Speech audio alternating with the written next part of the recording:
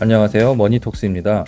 인천도시공사가 계획하고 롯데건설에서 시공하는 검단 신도시 롯데캐슬 넥스티엘 오피스텔을 소개하려고 합니다.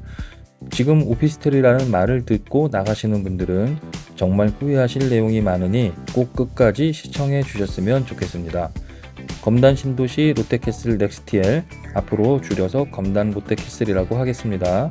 관련된 유튜브 컨텐츠 중에 최초로 공개하는 내용이며 진짜 중요한 내용이니 꼭 보셔야 합니다. 영상은 오른쪽에 나오고 있는 순서대로 설명을 드릴 거고요. 별표 친 지푸마 부분이 가장 중요한 내용이니까 집중하시고 보셨으면 합니다. 자, 일단 검단 롯데캐슬은 민관 협력 사업입니다. 민은 롯데건설이고 관은 인천도시공사죠. 민관 협력 사업의 장점으로는 보시는 바와 같이 여러 가지가 있지만 여러분들께서 주목하셔야 하는 부분은 첫째, 사업 안정성, 둘째, 개발 필수 시설 유치 및 운영, 셋째, 앵커 테넌트 유치 정도입니다. 개발 필수 시설과 앵커 테넌트에 대해서는 생소한 분들도 계실 테니 뒤에 나오는 영상에서 설명드리도록 하겠습니다. 단지 배치도입니다. 노란색 화살표가 움직이는 방향으로 모델하우스에 있는 모형을 통해 상세 설명드릴 거예요. 검단 롯데캐슬 현장 위치는 내년에 개통될 인천 1호선 아라역을 품고 있습니다. 이 전철역에 주목하셔야 돼요. 인천 1호선은 내년에 개통이고 5호선도 연장 개통이 확정돼서 더블 역세권이며 GTX D라인까지 아라역으로 개통될 가능성이 있거든요. 나중에 이 전철역이 시세에 어마어마한 영향을 미칠 거예요. 여러분들 아시겠지만 전철역 주변은 모두 일반 상업용지예요. 이 평범한 일반 아파트는 지을 수가 없는 땅입니다. 때문에 지푸마는 모두 주상복합이거나 오피스텔일 수밖에 없습니다. 여기는 372세대 아파트동과 40세대 오피스텔동이 있는 RC 원블럭 롯데캐슬 넥스티엘 1입니다. 25평 40세대에 845A 단일 타입이며 주차는 54대가 가능해요. 입주 시기는 2026년 4월이고 3개 블럭 중 입주 시기가 제일 빨라서 롯데캐슬 넥스티엘 1입니다. 지하 2층에서 지상 23층까지 올라가는데 RC1 블럭은 아라역과 직접 연결되지는 않습니다. 여기는 가장 세대수가 많은 C1 블럭 롯데캐슬 넥스티엘 2입니다. 25평 162세대, 30평 108세대, 36평 180세대, 총 450세대로 구성되고 주차는 총 717대가 가능합니다. 입주 시기는 2026년 9월이고 지하 6층에서 지상 20층까지 올라갑니다. 총 3개 동인데 3개 동 모두에서 지하철 아라역과 직접 연결됩니다. 현관에서 나와서 엘리베이터를 타고 지하 2층에 내려가면 지하철역이 딱 있는 거예요. 마지막으로 가장 높은 C9 원블럭 롯데캐슬 넥스티엘 3입니다. 30평 64세대, 36평 128세대, 총 192세대로 구성되고 주차는 총 321대가 가능합니다. 입주 시기는 2027년 9월이고 지하 7층에서 지상 37층까지 올라갑니다. 여기에 사시는 분들도 아라역에 직결되는 혜택을 누리시는 거예요. 참고로 옆에 있는 C9-2 블럭은 생활 숙박시설, 즉 조리가 가능한 호텔이 들어옵니다. 지금부터는 각 블럭에 들어오는 개발 필수 시설을 말씀드릴 거예요. 그 전에 C1 블럭에서 어떻게 지하철역과 연결되는지 잠깐 볼게요. C1 블럭에 들어오는 개발 필수 시설로는 멀티플렉스 영화관이 있습니다. 지하 1, 2층이 위치하게 되는데요. 롯데건설이 시공하니까 당연히 롯데시네마가 들어옵니다. 민관 협력 사업으로 인해 들어오는 개발 필수 시설은 시행사에서 직접 유치하고 운영하며 5년간 의무 운영 기간이 존재합니다. 1, 2층의 상가도 앵커 테넌트들이 유치되는데요. 앵커 테넌트란 핵심 점포를 뜻하며 예를 들어 별다방과 같이 상권의 유동인구를 좌지우지할 정도의 브랜드 파워를 가지고 있는 점포를 말합니다. 다음은 C9 원 블럭의 지하철 직결 동선과 개발 필수 시설을 보시겠습니다. 여기도 마찬가지로 지하 2층에서 지하철과 연결되는데요. 집에서 나와서 지하 1층에서 내려서 조금만 걸어가시면 됩니다. 개발 필수 시설 보시죠. C9 2 블럭 쪽 지하 1층에 대형 서점 들어오고요. C9 1 블럭 3층에 헬스케어 시설로 명지병원, C9 1 블럭 4층과 C9 2 블럭 3, 4층에 스포츠 테마 시설, C9 2 블럭 5층에 컨벤션 센터, 문화센터, C9 2 블럭 3, 4층에 키즈 테마 시설이 들어옵니다. 자, 이제부터 보실 내용이 지프마 관련된 내용이에요. 수도권에 있는 지하철역은 총 646개고요. 그중 지프마가 있는 역이 어딘지 한번 볼게요. 여기서 단 39개의 역만이 우리 집과 지하에서 연결되거나 브릿지로 연결되는 형태로 직결됩니다. 희귀성으로 따지면 수도권 역 중 단 6%만이 지프마를 가지고 있는 셈이죠. 그럼 이 39개의 역과 연결되는 지프마는 어떤 곳이 있을까요? 자, 이렇게 총 42곳의 아파트 혹은 오피스텔이 있네요. 제가 중요하다고 강조하는 내용은 바로 여기서부터인데요. 전철역과 연결되고 위치도 좋고 필수 개발시설의 앵커 테너트까지 들어와서 살기도 좋고 다 좋은데 아파트가 아니라 오피스텔이네요 라고 생각하시는 분들 보시면 됩니다. 같은 조건의 아파트와 오피스텔이 있을 때 시세 차이가 얼마나 나는지, 가격이 얼마나 올랐는지 싹 비교해 드릴 거예요. 42개를 다 다루지는 못하니까 제외할 수 있는 건 다 제외하겠습니다. 첫 번째, 최근 입주해서 정보가 없는 경우. 두 번째, 아파트만 있고 오피스텔은 없는 경우. 많이 날라갔네요. 세 번째, 오피스텔은 있으나 주거용이 없는 경우. 그리고 시그니엘은 좀 뭔 말인지 아시죠? 그리고 주거용 오피스텔에 대한 기준은 60제곱미터 이상이어야 하고 방 2개 이상으로 잡았습니다. 화면에 0번에서 10번까지 총 11개의 현장이 있는데요. 마포 한화 오빌리스크에 다른 색으로 0번을 표시한 이유는 방금 말씀드린 주거용 오피스텔에 대한 저의 기준에 못 미치기 때문입니다. 그래도 같은 조건일 때 아파트와 오피스텔의 시세 비교를 하겠다는 원래의 취지에는 맞기 때문에 포함시켰습니다. 자, 이제부터 지프마 시세 비교를 해드리겠습니다. 첫 번째, 마포역 한화 오벨리스크입니다. 2004년에 입주한 아파트와 오피스텔이고요. 아파트도 소형 평수만 있는 곳입니다. 방 개수도 1개에서 2개밖에는 안 되고요. 아파트는 662세대, 오피스텔은 608실입니다. 말씀드린 대로 오피스텔은 주거 전용이 없습니다.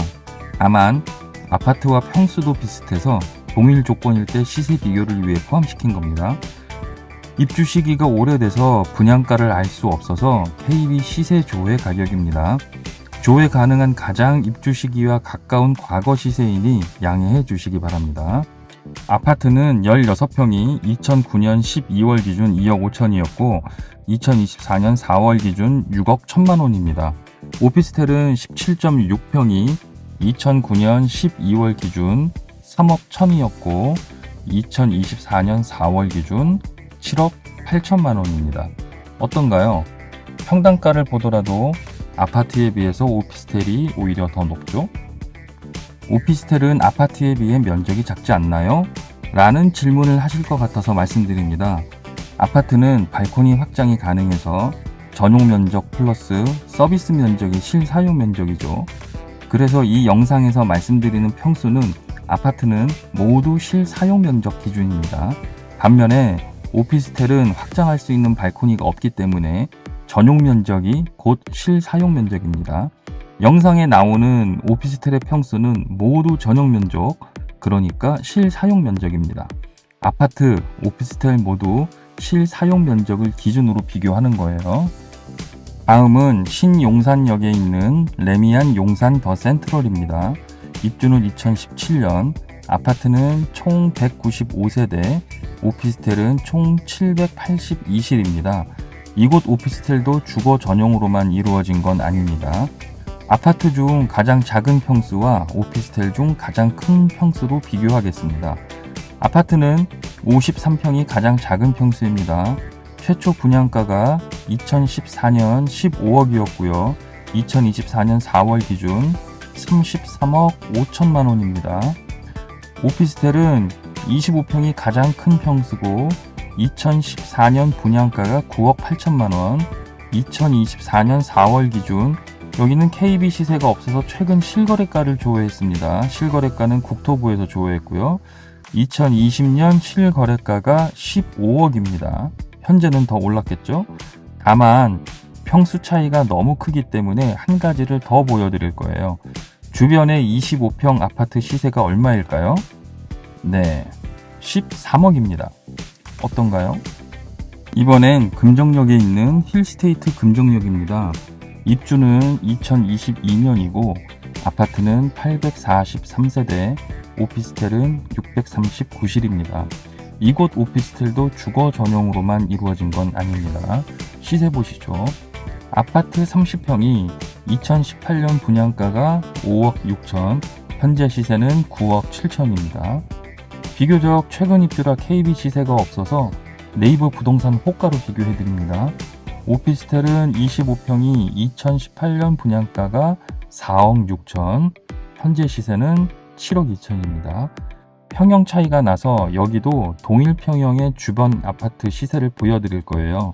그 전에 평당가를 보시면 아파트에 비해서 오피스텔이 약간 떨어지죠.